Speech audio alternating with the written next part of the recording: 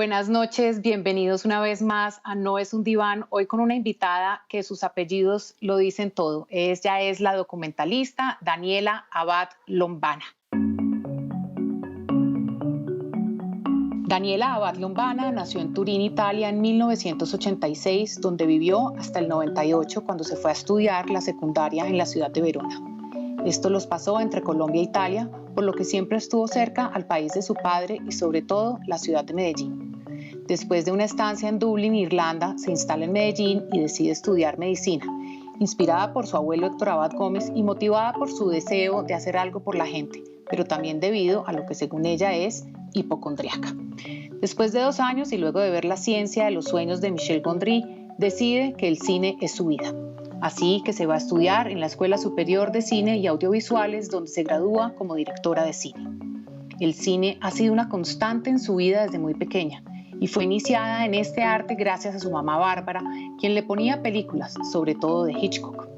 A pesar de que pasó buena parte de su vida en Europa, Daniela siempre ha tenido mucha cercanía y curiosidad por Colombia, y esas raíces se verán reflejadas de forma muy curiosa, más precisamente al hacer su primer largometraje llamado Carta a una sombra en el año 2015, donde repasa la vida de su abuelo, el doctor Héctor Abad Gómez, médico y defensor de los derechos humanos, asesinado en Medellín en el año 1987. Daniela, bienvenida. ¿Cómo estás tú en La Ceja, nororiente antioqueño? Catalina, bien, muy bien. Muchas gracias por invitarme a este programa, aunque sea en la virtualidad. Yo estoy en el campo, entonces pues es más llevadera acá la cuarentena. Sin duda, claro que sí. Bueno, hay una razón muy particular para hacer esta entrevista contigo. Por supuesto, hay muchas otras, pero la que quiero que tengan en consideración nuestros invitados, audiencias y usuarios el día de hoy es que ha sido una persona que a través del cine ha hecho un ejercicio de memoria, de legado y casi que terapéutico. Vamos a hablar a lo largo de esta conversación sobre tu trabajo como directora, productora, en tus documentales, Carta a una sombra y The Smiling Lombana. Pero antes de arrancar, quiero que me cuentes cuándo es que empieza tu interés por el cine, porque sé que inicialmente tuviste precisamente el interés de ser médica como tu abuelo, el doctor Héctor Abad Gómez. Sí, no, pues en realidad, Catalina, mi interés por el cine empezó desde muy chiquita. Mi mamá es muy cinéfila y con mi hermano, pues junto a mi hermano, mi mamá nos mostraba como mucho cine, sobre todo mucho cine clásico, como cine viejo, en blanco y negro.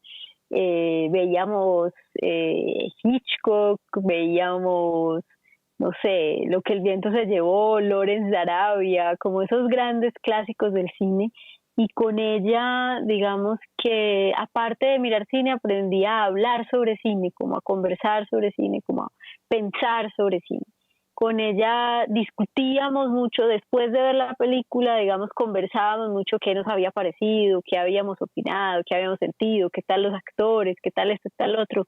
Y un poco así creo que nació mi cinefilia en un primer momento. Yo, más que, más que directora, antes que directora, soy muy cinéfila, me gusta mucho ver películas. Entonces creo que nació de ahí, nació sobre todo no solo de verla, sino de entender que el cine puede ser mucho más que eso, que el cine puede de alguna manera producir pensamiento sobre todo. Sin duda. Vamos a entrar entonces en materia y como te lo dije antes que entráramos al aire, la idea es que hablemos de los dos documentales y un poco que eso nos dé a entender un poco más esa mujer que hay detrás de esos documentales. Miguel Salazar, que es de acá de Bogotá, nos ha dicho la investigación que recibió una llamada de unos interesados en hacer una adaptación al libro de tu papá, Héctor Abad Facio Lince, El olvido que seremos. Y ahí es cuando deciden sacar y hacer el documental como codirectores, Carta a una sombra. Llama mi atención primero qué fue lo que le llamó la atención a los holandeses, porque El olvido que seremos es un libro que sin duda traducido a otros idiomas es muy importante, pero ya pasarlo a un documental al plano tan personal, ¿por qué toman esa decisión? ¿Cómo se da esa transición de desde aquí hablando al olvido que seremos a Carta a una sombra, una experiencia tan personal y tan íntima? Mira, es muy buena esa pregunta porque nunca me la habían hecho en todos los años que han pasado. Y siempre hablamos de los holandeses y nunca me habían preguntado por qué unos holandeses. En realidad, pues, digamos, El olvido que seremos ha sido traducido, yo no sé en cuántos idiomas, pero como más de 20, pues. Y entonces, pues, lo conocen en varias partes y quien, digamos, hace el primer contacto, creo que es el traductor al holandés de mi papá, que tiene un amigo documentalista que se dedica a hacer documentales sobre escritores, poetas, novelistas, etcétera.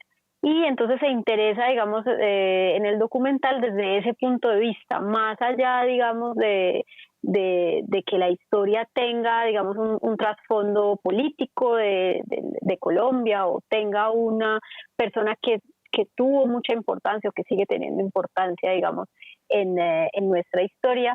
Pues creo que él se interesó más, digamos, en el aspecto literario del libro, ¿cierto? Y en ese sentido creo que quería también darle un enfoque más literario al documental. Y pues a mi papá sí le habían propuesto varias veces hacer del olvido que seremos una película de ficción, pero él nunca daba esos derechos porque pensaba que de pronto a mí me podían interesar en algún momento. En realidad, pues me imagino que tú sabes que ya se hizo la película de ficción, que la Sí, rodó, dirigida por Fernando Trueba, y bueno, y que se va a estrenar apenas se pueda, apenas podamos ir a cine. sí, En todo caso, esa pues digamos, noticia. Perdóname, es que te sí, sí, quería dime. preguntar porque esa noticia fue muy bien recibida y quería preguntarte, ¿participaste o trabajaste en algo con él, en ese proyecto nuevo? Sí, Ah, qué sí, yo bueno. fui una cosa que se llama, que se llama script, que es como digamos, la mano derecha del director, es como la continuista de alguna manera, como la asistente más cercana junto al asistente de dirección al director y quien lleva eso que se llama continuidad, que es como una idea muy abstracta, pero es, digamos, como el ejemplo más entendible es tal vez cuando la gente dice, ah, mira, en este plano este actor tenía esta camiseta y en el siguiente no, o cuando se les escapa, como cuál fue esa cosa súper famosa en Game of Thrones, creo que había un vaso de Starbucks, bueno, la continuista o el continuista, por tradición casi siempre es una mujer, pero también hay hombres que lo hacen, obviamente, es quien lleva esas cosas, pero sobre todo lleva una cosa que es más importante, que es la continuidad emocional de la película. Es decir, como las películas no se ruedan siempre de manera lineal, entonces hay que llevar una continuidad, pues porque a veces ruedas escenas donde le tienes que decir a los actores, bueno, acuérdate que tú venías de esta situación y ahora estás en esto, es decir, estás en este estado de ánimo. Y en este caso tú vas a Y eso. llevar el espíritu. Es decir, ¿quién más que tú que para llevarle el espíritu al director, semejante director? Bueno, qué gran experiencia esa. Sí, fue increíble la verdad y pues yo nunca había realmente sido continuista de script. Yo pues cuando me llamaron les dije pues que si estaban seguros, que a mí me encantaría porque pues me habría encantado porque Fernando es un gran director y seguramente habría aprendido mucho de él, pero que si ellos estaban seguros de tenerme a mí ahí porque seguramente iba a cometer muchos errores. En todo caso me entrené mucho para poder estar ahí. pero bueno, volviendo a lo que me preguntabas, pues digamos que Mi papá nunca se imaginó que le fueran a pedir los derechos del libro para hacer un documental, y entonces los cedió. Y en ese momento él había grabado con Miguel Salazar. Miguel Salazar tiene un documental que se llama La Toma, sobre la toma del Palacio de Justicia, que por si no lo han visto lo súper recomiendo. Y mi papá hace ahí una voz en off, que había conocido a Miguel y había parecido como un muy buen director, y entonces les dijo a los holandeses que pues que estaba dispuesto a ceder los derechos siempre y cuando dentro de la producción y dentro de la dirección hubiera un colombiano o una colombiana, y que les sugería entonces a Miguel Salazar. Y así fue, digamos, como ese primer contacto para trabajar juntos, que luego se modificó, y pues yo entré a codirigir con Miguel. Ese proceso, según entendemos, tuvo un ejercicio de investigación muy largo, ¿cierto? Digamos, desde que se toma la decisión y la investigación. Esa investigación larga tiene que ver con los descubrimientos personales e íntimos que fuiste haciendo como nieta y como hija. ¿Tiene algo que ver la duración de la investigación con algo personal tuyo?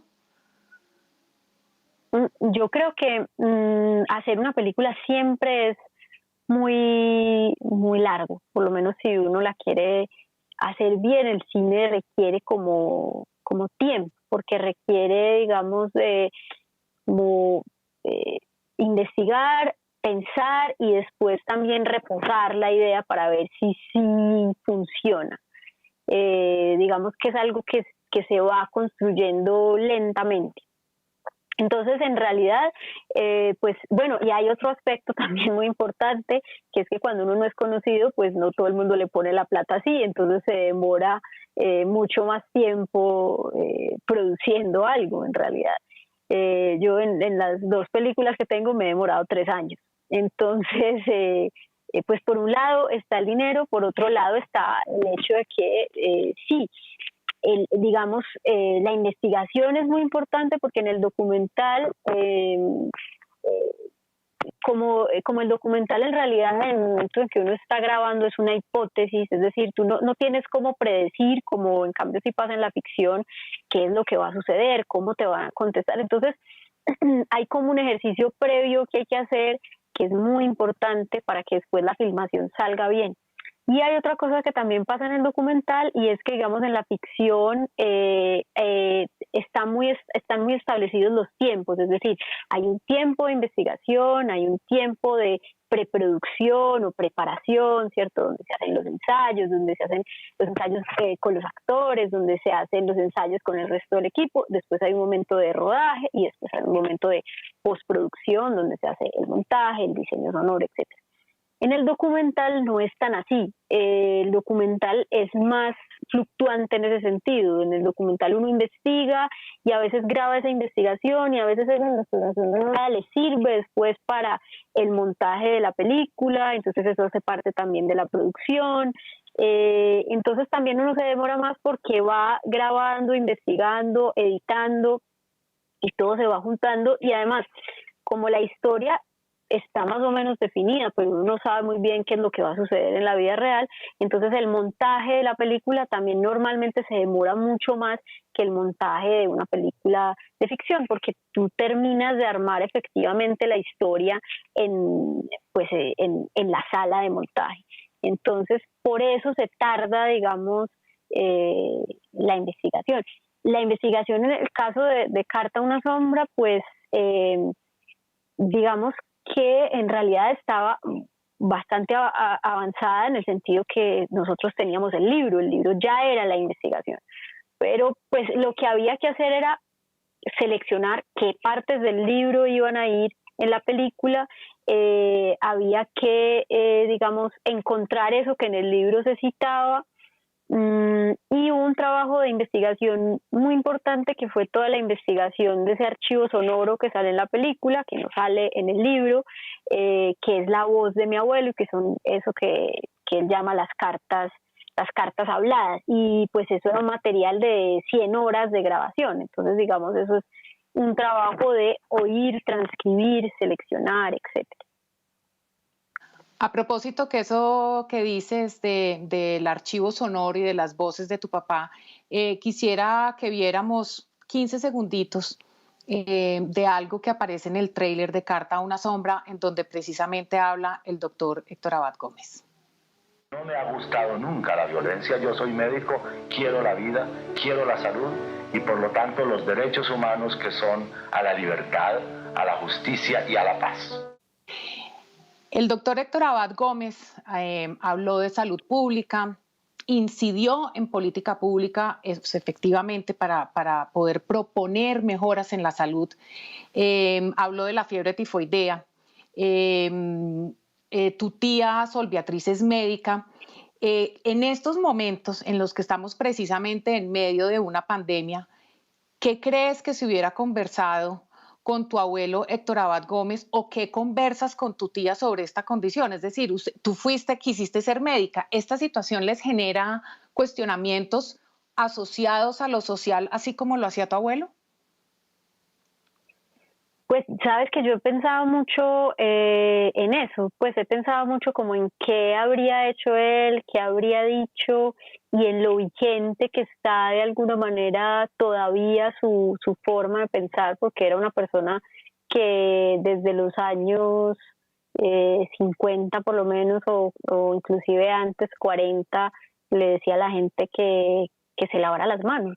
Y eso es lo que nos están diciendo hoy, que nos lavemos las manos. Eso es tremendo, digamos, que haya pasado tanto tiempo y sus ideas sigan vigentes, porque quiere decir que en ese sentido no hemos avanzado mucho y se sigue, y creo que por primera vez se le da el valor a la salud pública que se le debía haber dado. Yo me acuerdo que cuando yo estudiaba medicina, una de las peores especialidades que podías tomar era salud pública, precisamente porque se tenía esta idea de que un médico que es salubrista, pues es un médico que en realidad no pasó a otro tipo de disciplinas de la medicina que además están mucho mejor pagadas, como un cirujano plástico, como un no sé, como un internista, como otras ramas de la medicina que están mejor vistas.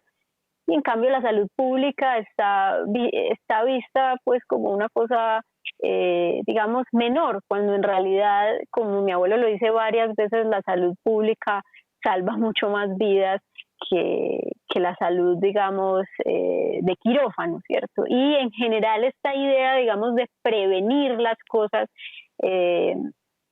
pues él inclusive hablaba de salud pública aplicada a la violencia, no solamente a la salud, digamos, médica, sino también a otras disciplinas en las que la prevención se puede aplicar. Entonces, a mí lo que me parece tenaz es que esto todavía no se haya entendido, pero tal vez el momento nos ayude precisamente para valorar a los médicos salubristas y darnos cuenta de lo importantes que son. Mi tía Sol Beatriz, por ejemplo, en este momento ya estaba jubilada, pero en este momento la contrataron para ser la médica salubrista de Río Negro, y Río Negro no tenía ni siquiera un médico salubrista a la cabeza, digamos. La Ceja, donde estoy, no tiene médicos salubristas, y de hecho sus ¿cómo es que se llama? Sus cercos epidemiológicos son muy malos, porque no saben cómo hacerlos, porque no tienen una guía. Entonces, creo que por lo menos eso nos va a cambiar nuestras ideas sobre la prevención, sobre la salud pública, que era algo de lo que mi abuelo hablaba. Y que es tan económico, en realidad. Sin duda. Tu abuelo estaría muy orgulloso de oírte hablar como lo acabas de hacer, acabas de ser ejemplo de una gran ciudadana. Pero además hay una cosa muy importante, y es que has planteado como lo visionario que fue él con la situación. Hay otro aspecto del doctor Héctor Abad Gómez que a mí particularmente me parece que también es muy visionario. Vamos a hablar de eso después de un pequeño corte.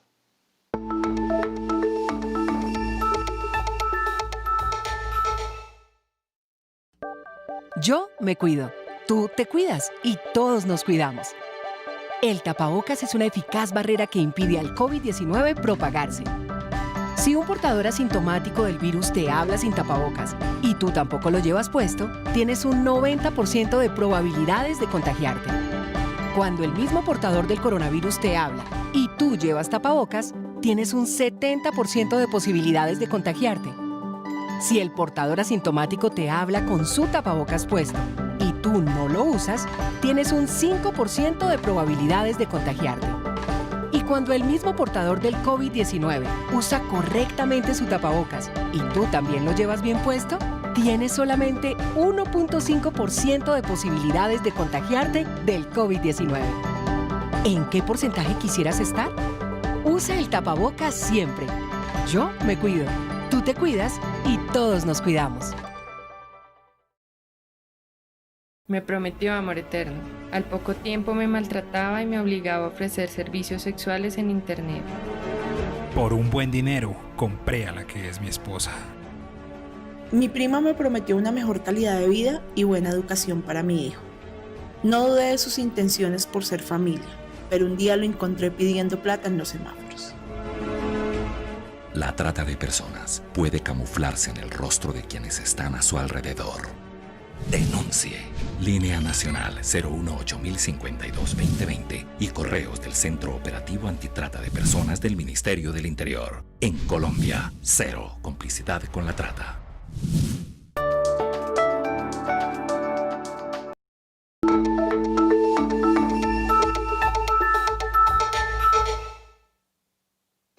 Daniela, nos estabas hablando como con un conocimiento de la medicina muy bien, y como te dije, me parece increíble. Creo que el doctor Héctor Abad Gómez estaría muy orgulloso de oírte. Y como dije, me parece muy visionario porque también en su momento tu abuelo marchó por los derechos de la salud pública, fue un activista social, combinado por supuesto con su ciencias médicas. Tu papá, Héctor Abad Faciolins, en estos días también se ha visto muy activo, en particular luchando en contra de la minería en el suroeste antioqueño. Quiero saber si tú también tienes alguna vena activista, porque tu papá heredó lo del activismo. ¿Tú de alguna manera te sientes activista?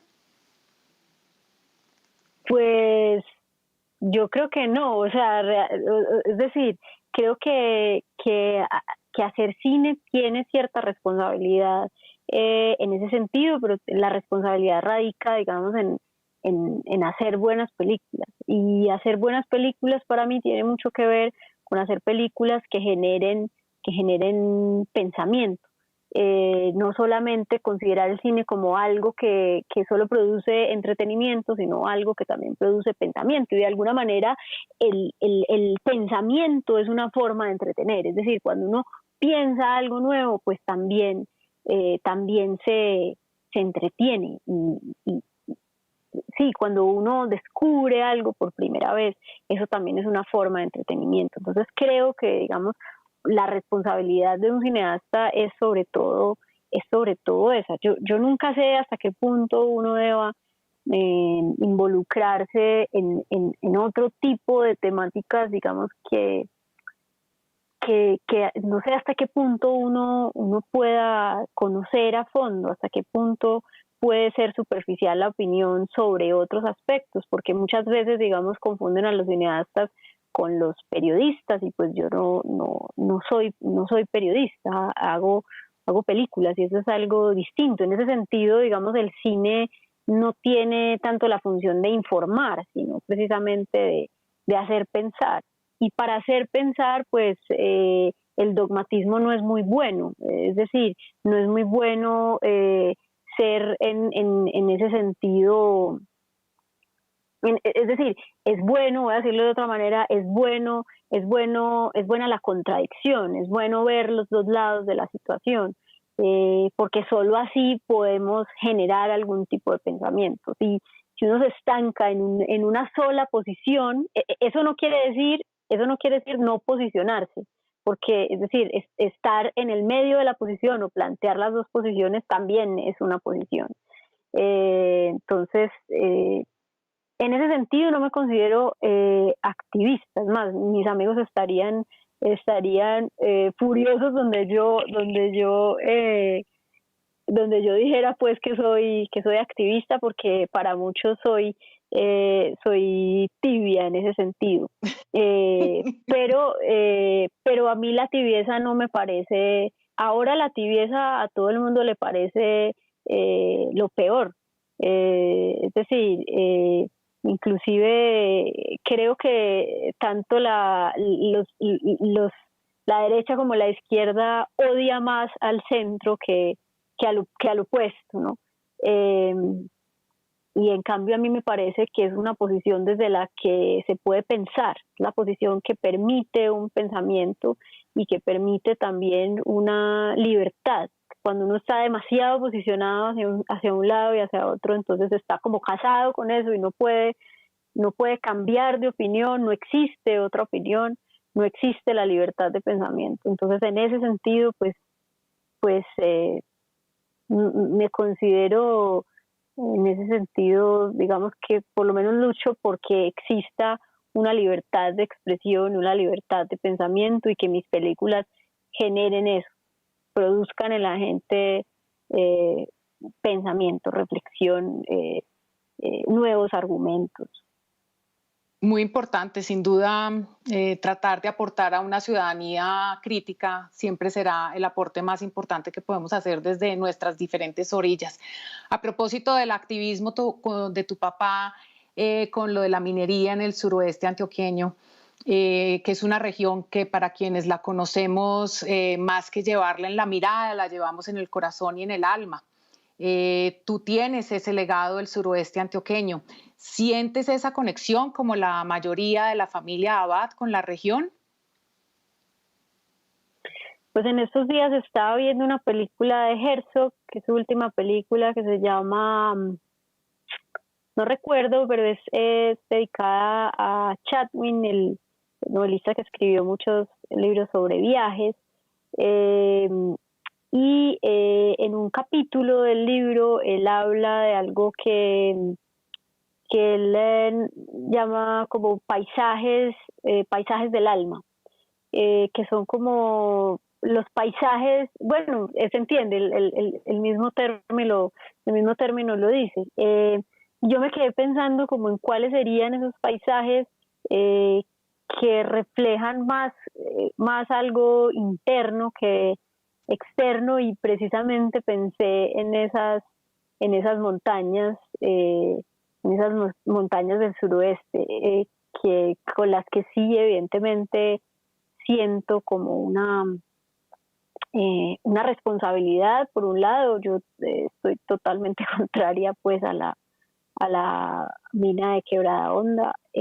Parece que sería un desastre. En ese sentido sí me posiciono.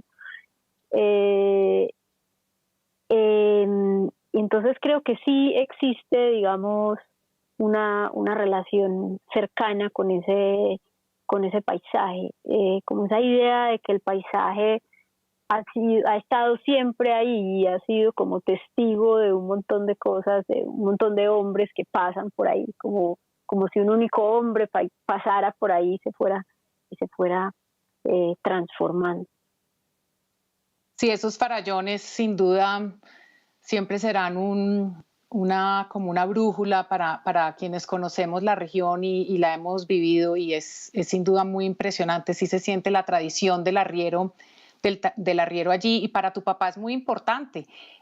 Carta Una Sombra tiene un gran componente de ese suroeste antioqueño, y se le nota a tu papá Héctor Abad Faciolince la importancia que le da y el gusto que le da, cómo entra a la fonda, cómo monta en caballo con esa seguridad que seguramente los antepasados no hubieran dicho caballo sino la bestia. Y quisiera saber si en ese proceso de esa rodaje tú pudiste tomar distancia, porque estás detrás de cámara, estás viendo a tu papá, estás en unas tierras en donde tu abuelo también estuvo. ¿Pudiste tomar distancia o te involucraste emocionalmente y te movió muchas fibras?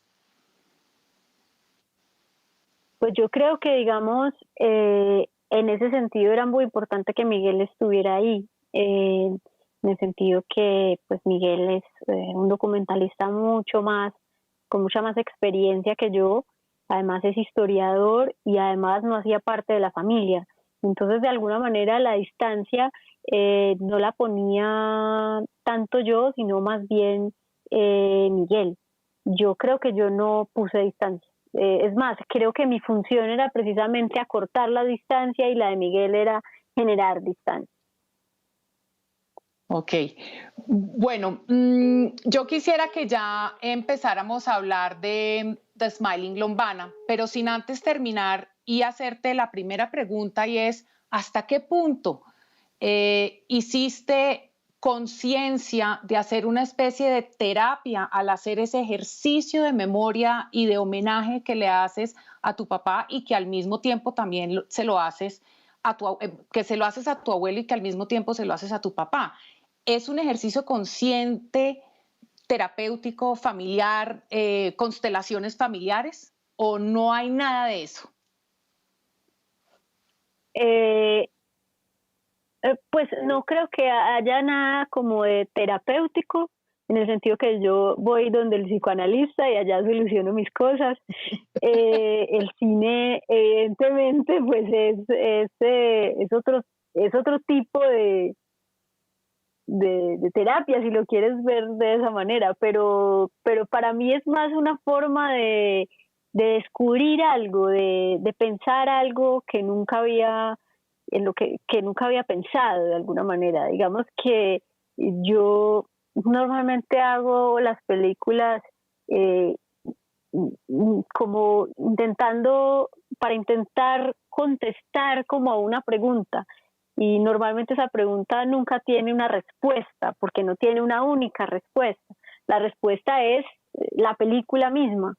Y de alguna manera esa es la razón por la que hago películas, un poco para pensar y conversar sobre eso a través del cine, y conversar sobre eso con las personas que después ven la película o con las personas que están haciendo la película conmigo. Siempre veo las películas más como una conversación, y en ese sentido pues era más una película para seguir conversando con mi familia sobre cosas que en el fondo pues solo había leído en el libro, para seguir conversando con mi papá. Y claramente el cine también tiene pues esta cosa de guardar, digamos, el olvido que seremos. Mi papá lo dice muy bien, que es una batalla en contra del olvido. Pues digamos que el cine es un poco lo mismo, es una batalla en contra del olvido, aunque contrariamente a lo que siempre pensamos, las películas, las fotos también se deterioran. Tal vez el ejemplo más claro son las fotos. Cuando uno ve fotos de sus abuelos o de sus antepasados, pues las fotos empiezan a perder color, empiezan a aparecerles manchas, y esas personas también desaparecen. Entonces, sí, digamos que también había una intención de guardar, por lo menos por un poco más de tiempo, sin imágenes, no solamente a mi abuelo Héctor, sino sobre todo, yo creo, pues a mi abuela, que yo quiero muchísimo, a mis tías, a mi papá, a las personas que más quiero ahí.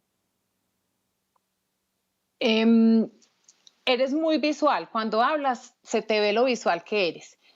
En Carta a una sombra, y con esto ya terminamos para irnos al corte y pasar a The Smiling Lombana, en Carta a una sombra, tu papá dice lo importante que era la lectura para Héctor Abad Gómez. Tu papá, además, es probablemente uno de los mejores escritores del mundo. ¿Cuál es tu relación con los libros? Porque además eres guionista, entonces las letras en todo caso también están allí. Pues mira, en realidad yo he visto muchas más películas que he visto libros. A mi papá no le gusta cuando yo digo eso, pero eso es así. Yo soy mucho más cinéfila que lectora. Es más, mi relación con los libros ha ido cambiando. Cada vez leo más, y antes no leía tanto. Cada vez me interesan más los libros, cada vez encuentro en los libros, digamos, como una compañía adicional, pero mi verdadera compañía es el cine, no es la literatura.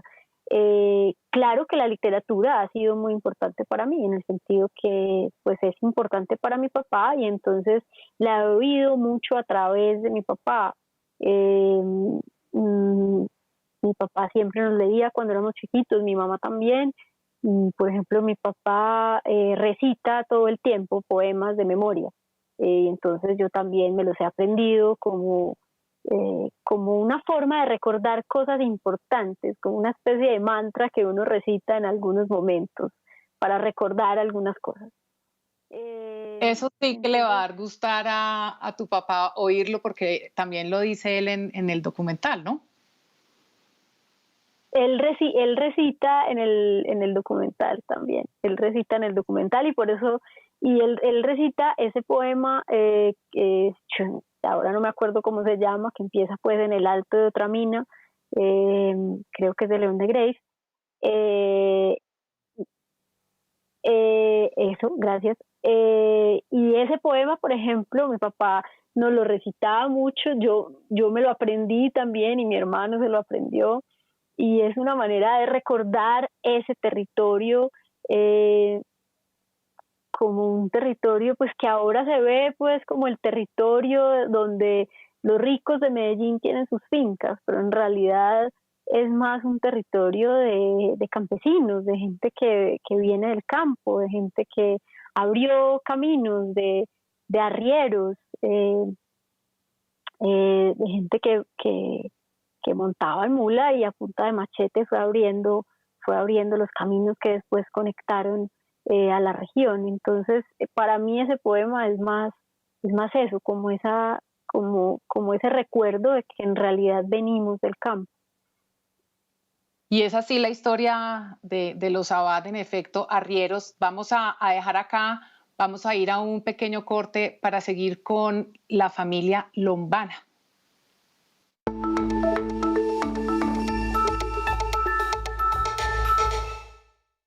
Capital Sistema de Comunicación Pública ha dispuesto los siguientes medios para recibir y atender sus peticiones, quejas, reclamos y sugerencias. Ponemos a su disposición un correo electrónico: ccapital@canalcapital.gov.co. Además, estamos dispuestos a recibir y atender sus peticiones, quejas, reclamos y sugerencias a través de todas nuestras plataformas digitales. También usted cuenta con el sistema de información diseñado e implementado por la Alcaldía Distrital. Bogotá te escucha. Somos Capital, Sistema de Comunicación Pública.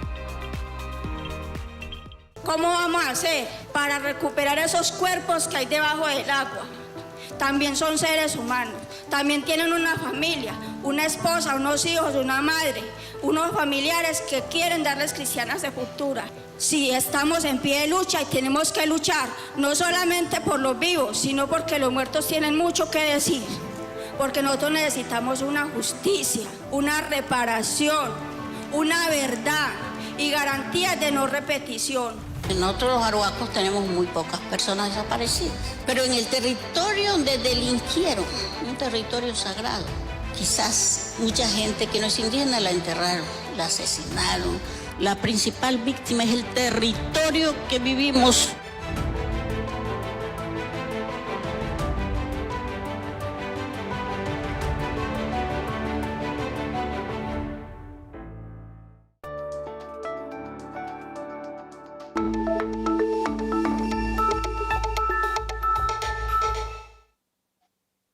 Daniela, bueno, cuando estás rodando Carta a una sombra, tenemos entendido, según la investigación, que te empezaste también a interesar por tu abuelo materno, Tito Lombana, un escultor. Para quienes conocen Los zapatos viejos en Cartagena, es una obra del escultor Tito Lombana, que estudió en España, en Italia, y allá en Italia conoció a su esposa, con quien tuvo 2 hijas, una de ellas, la mamá de Daniela, y cuando vuelve a Colombia, pues por supuesto vuelven a Medellín, y es un arquitecto muy importante, y como cuentas tú en el documental, un arquitecto que le dio gusto mucho a la estética narco de los años 70. termina involucrado. Esto es una historia absolutamente para mí extravagante, exótica, y hay algo que me llama mucho la atención. Tú has dicho mucho que eres una persona muy honesta, muy frentera, y lo que más me llama la atención es precisamente esa transición que existe entre una narración que hace primero Héctor Abad Faciolince en Carta a una sombra, a la voz de Daniela, que es la que hace la narración de Smiling Lombana. ¿Tiene algo que ver con eso de ser honesta y frentera precisamente con este tema, que es un tema tan tabú y tan delicado, para lo que tú ahorita mencionabas anteriormente de esa gente de bien? Eres buena espectadora, buena cinéfila. En el sentido que te das cuenta de unas cosas que de pronto otras personas no percibían. Pues no sé, mira, en realidad es que la voz en off, que es como se llama, digamos, en el cine, como esa voz que atraviesa las películas a veces, es una herramienta que a mí me gusta mucho. En el caso de Carta a una sombra, pues nos gustaba mucho usarla porque, digamos, el narrador de alguna manera era mi papá, porque mi papá podía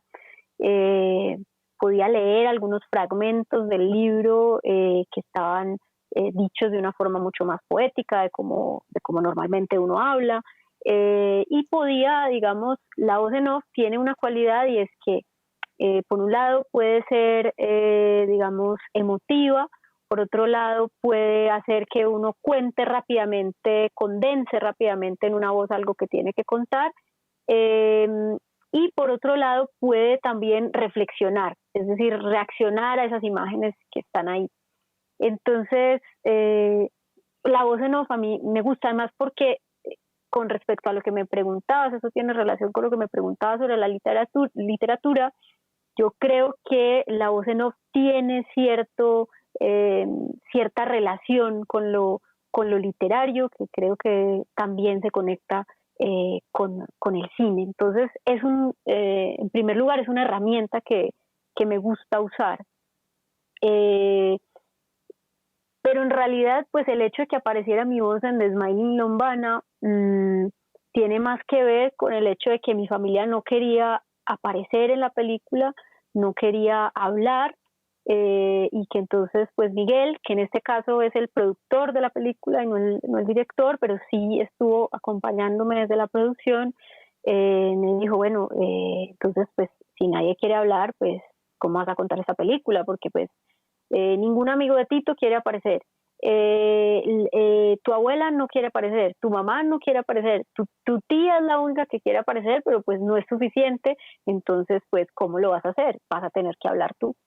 Y entonces por eso es que mi voz aparece, porque digamos sirve para contar lo que otros me han contado, pero que no quieren decir frente a la cámara y tampoco quieren decir, digamos, simplemente en voz en off, para reflexionar sobre lo que observo, digamos, en esas imágenes y en lo que se me cuenta, y de alguna manera para ir hilando la película. Entonces, por eso aparece mi voz, más que inicialmente, por lo menos, más que por enfrentar directamente al público, que igual creo que existe un enfrentamiento implícito en el solo hecho de hacer la película, es también por un hecho meramente práctico. ¿Crees que exorcizaste el tabú al narrarlo tú?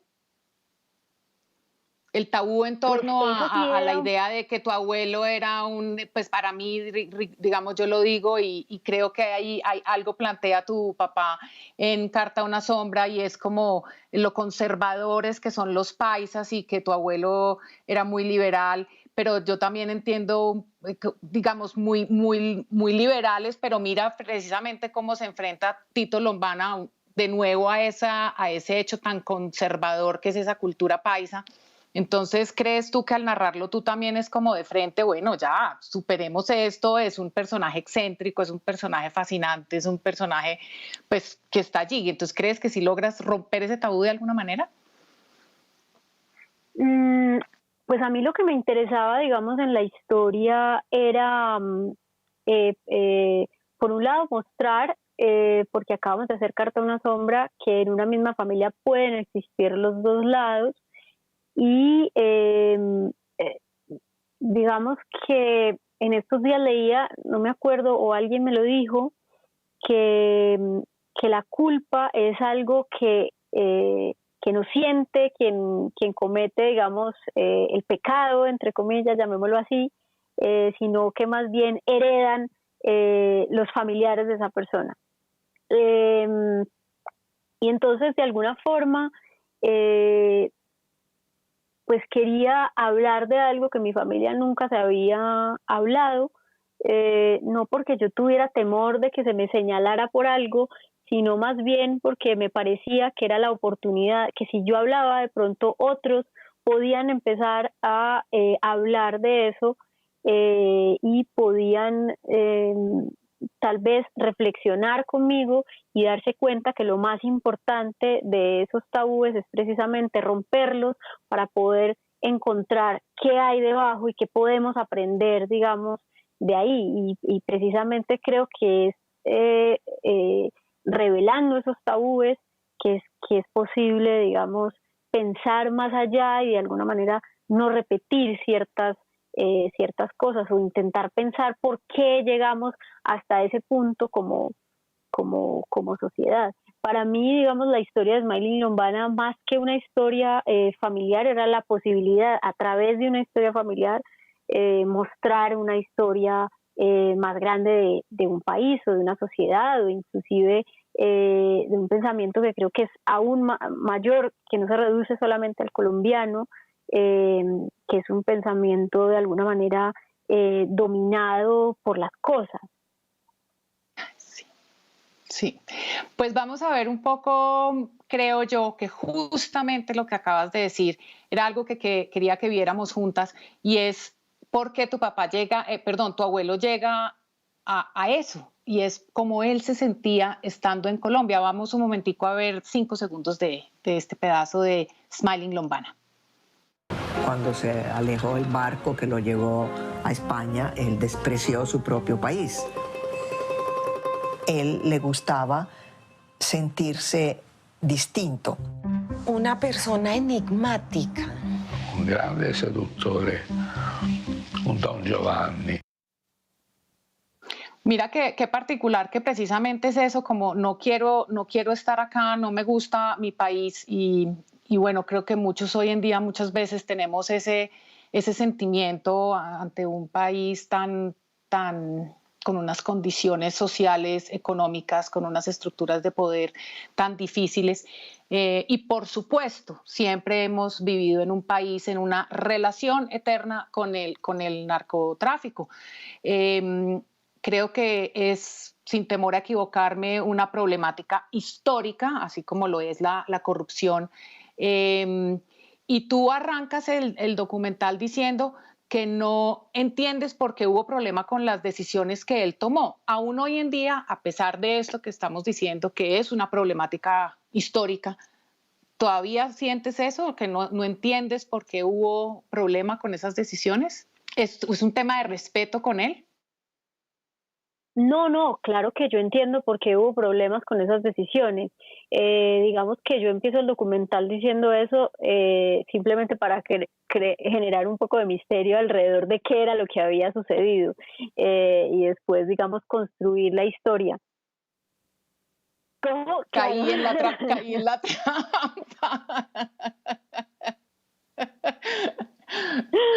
Sí, digamos que está hecho de esa manera porque es como, bueno, ¿cómo hacer para que el espectador de alguna manera sienta curiosidad por un tipo por el que no tendría por qué sentir curiosidad?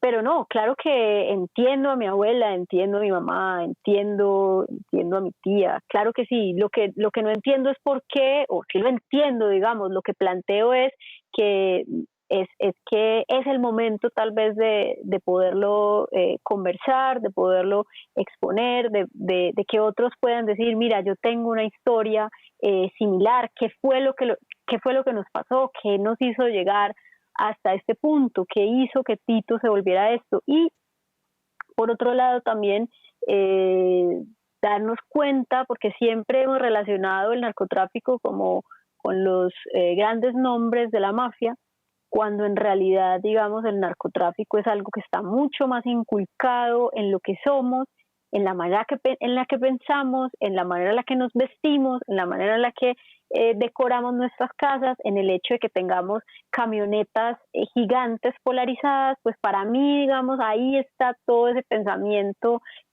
mafioso que de alguna manera todos llevamos dentro, independientemente de que hayamos traficado o no. Entonces ese era un poco el planteamiento de la película, es decir, hasta qué punto las ideas de la mafia, que terminan siendo también las ideas un poco del capitalismo salvaje, terminan entrando en la sociedad sin que nos demos cuenta y están ahí. Y entonces no vale con que solo digamos, pues sí, los culpables fueron estos nombres de la mafia, sino que nosotros también de alguna manera avalamos ese tipo de comportamiento. Daniela, lo mismo que mencionabas antes. Perdóname. No, termina, por favor.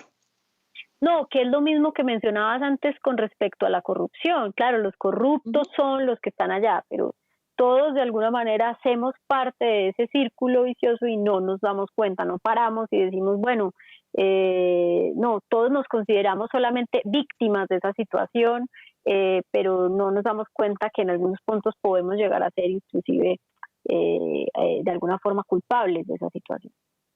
O por lo menos avalarlas. Mira, en el documental de Smiling Lombana también hay como una referencia no explícita, pero sí implícita de la manera como Tito Lombana se relacionaba o veía a las mujeres. De pronto tu abuela en un momento era como un adorno, él opinaba que debían ser modernas, construyó, se habla de un prostíbulo muy extravagante que construyó seguramente para algún cliente. ¿Cuál crees que sería la conversación que tendría hoy, 2020, Tito Lombana con Daniela Abad Lombana sobre las mujeres? No, eso sería maravilloso, imagínate. Sería una maravilla, seguramente, quién sabe si pelearíamos, pues, no sé. Pues es muy raro porque para mí él es una figura absolutamente contradictoria, porque por un lado tenía esto que tú dices como muy machista, y por otro lado decía que las mujeres modernas llevaban el pelo corto, era liberal en otros sentidos, y en otros era supremamente conservador. Entonces no sé muy bien qué habría opinado en este momento, en esta situación, digamos, coyuntural, en donde finalmente se está teniendo cada vez más la discusión sobre la posición de la mujer. Ahora, yo con respecto a eso, digamos, me parece que claro que es una cuestión supremamente importante, que es una cuestión de la que tenemos que hablar y en la que tenemos sobre todo que pensar. Pero hay ciertas posiciones muy radicales sobre el feminismo que me parece que precisamente impiden cualquier tipo de reflexión alrededor de eso. Es cierto, pero creo que es el comienzo para que después, en un ejercicio más mesurado, la reflexión sea más propositiva. Antes de despedirnos totalmente, tengo por costumbre hacerle unas preguntas a mis invitados y mis invitadas, y la idea es que yo te digo una palabra y tú me contestas con lo primero que se te viene a la cabeza. Entonces, voy a comenzar. Color. Rojo. Número. 3. Religión. Ninguna. Sabor. Sabor. Agridulce. Ritmo. Salsa. Película. Neorrealismo italiano. Ah, qué bonito. Lugar para morir. Hijo de madre, eso está difícil. Lugar para morir. Ninguno. Bueno, eternidad, inmortalidad, lugar para volver a nacer. Algún sitio donde haya mar.